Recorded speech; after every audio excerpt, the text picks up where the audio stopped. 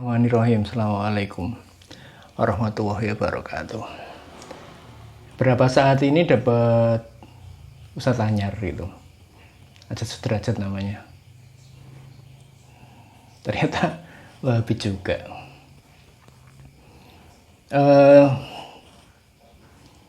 Aku jadi jadi ingat waktu SMA gitu ya. Kenapa kok menjadi begitu sedih gitu, karena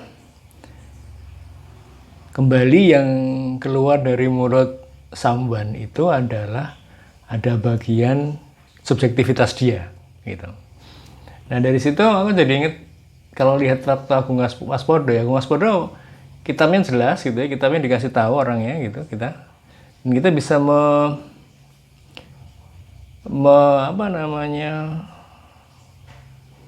mendapatkan buku itu gitu. Nah ini ada orang-orang yang cerita tentang sesuatu, bukunya kita tidak tahu, kita bisa track back kembali pendapatnya dia nggak tahu. Ini malah ada yang judulnya benci Gus Dur tapi yang cerita Gus Baha. Jadi di sini sih yang benci Gus Dur itu kayak Khawarij gitu. Ya wis lah. Aku hanya ingin mencari bagaimana supaya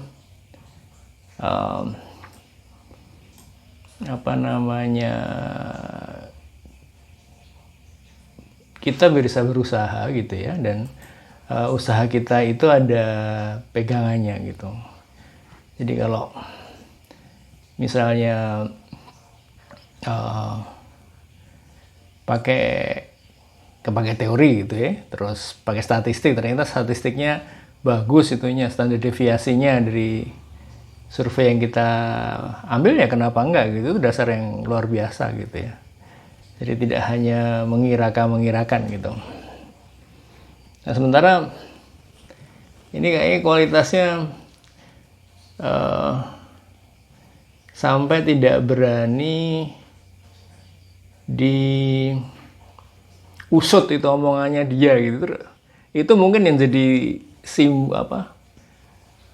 akibat yang menggelisahkan tuh itu, karena terlalu percaya bahwa dia cukup hafal gitu. Yang sudah bertarung dari 100% yang terbaik aja, kalau dikasih pengajian diomongin 1 jam belum tentu ingat. Gimana dia bisa lebih hebat dari yang 1% itu gitu. Ya dari itunya sudah bohong banget gitu.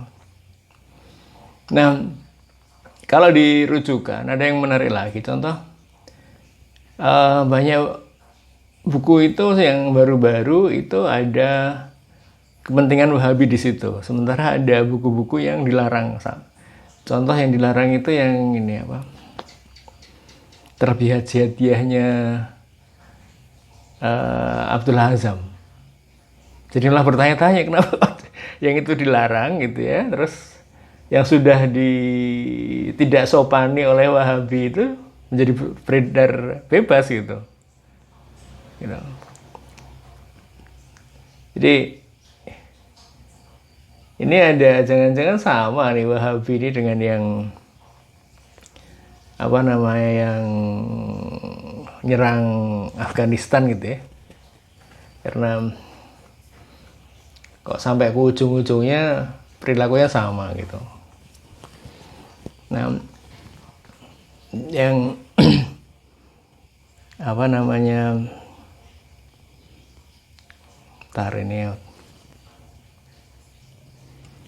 rasa-rasanya kok tidak fair gitu ya. Kita tidak boleh ngecek dari mana sumber pengetahuan dia. Itu kayaknya perilakunya chicken shit banget gitu. Jadi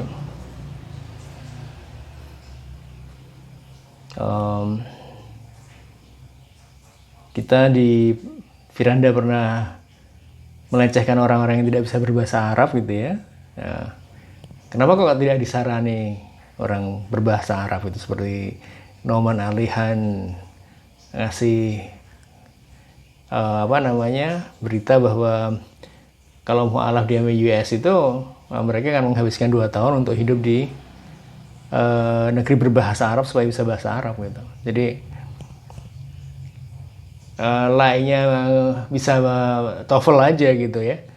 Itu kita jadi tahu ini orang lagi jadi guru palsu atau guru ini itu dengan mudah. Kenapa ke bahasa Arab enggak gitu? Kenapa harus mempercayakan pada orang itu yang kita tidak pernah tahu kualitasnya gitu? Dan dia boleh ngomong tanpa kita boleh tahu juga sumbernya. Lu ini apa lagi gitu? Oke. Nah, yang kelucuan yang cuman memang yang paling enak adalah memodelkan 3, Ikhwanul Muslimin, Wahabi dan Syiah. Itu yang paling enak gitu. Kalau sementara ini IM lebih dimusuhi oleh dua-duanya gitu. Kemudian di segitiga ini adalah tidak bisa terlepas dari salah satunya gitu. Jadi misalnya kalau pro kiri itu ya Syiah, jelas kayak si yang Tuhan tidak perlu dibela itu itu Syiah. Itu buktinya dia nyikat perempuan yang tidak haknya aja santai gitu. Syiah toh. Dipilih oleh orang Syiah juga. Yang bilang Nabi Muhammad tidak dijamin masuk surga itu gitu. Oke, jadi rasa-rasanya yang penting adalah membela diri. Syukur-syukur mencari sisi-sisi di dalam Al-Quran dan hadis yang tidak bisa diperdebatkan gitu. Kalau di Al-Maidah yang bagian ayat yang ini, wa may yatawallau lahum minkum fa innahu minhum. Barang siapa di antara kaum menjadikan mereka aulia, maka sesungguhnya termasuk golongan mereka. Itu tidak bisa dipelintir-pelintir lagi, jadi gitu. Ya, itu bagian yang tidak bisa dipelintir gitu. Jadi kalau misalnya aulianya diganti teman sarapan atau teman berdoa gitu ya jadinya nggak bisa gitu dipelintir lagi. Jadi kalau teman berdoanya itu adalah Nasrani dan Yahudi, maka